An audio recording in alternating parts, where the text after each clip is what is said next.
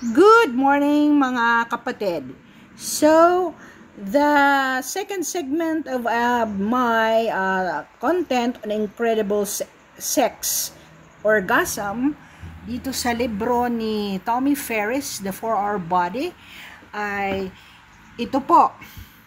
So, ang mga lalaki, kung mahal ka ng lalaki mo, ay kailangan they give you pleasure before sila mag-orgasm. Or, kung pwede man, sila ay magkakaroon ng decision na ikaw muna ang mag-orgasm bago siya. Or dapat sabay kayo mag-orgasm. So, now, ang position, precision and pressure ng lalaki nagmamatter. So, dapat i-change mo yung position nyo and changing the pressure. So, ito po yung kanyang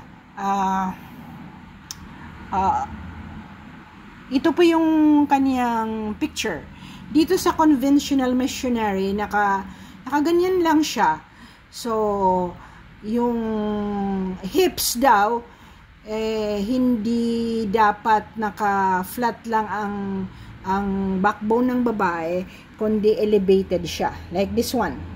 So, yung babae ay, ang unan ay nasa backrest niya.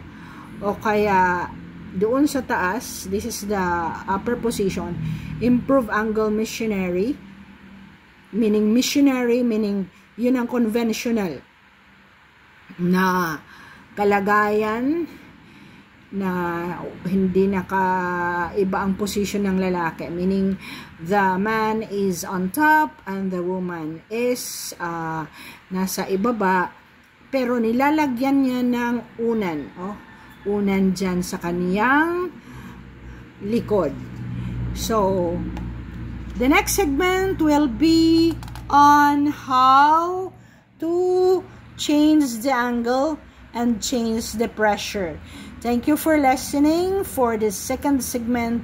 I hope kayo po ay na kaintindi po kung paano i-improve ang pressure ng missionary position. From the left to the right, i-elevate po ang puwet ng babae. So, in my next segment, I will explain to you paano po ba na-improve ang pressure at angulo ng penetration so that the woman will have first the orgasm. Thank you for listening and I hope you enjoyed this segment.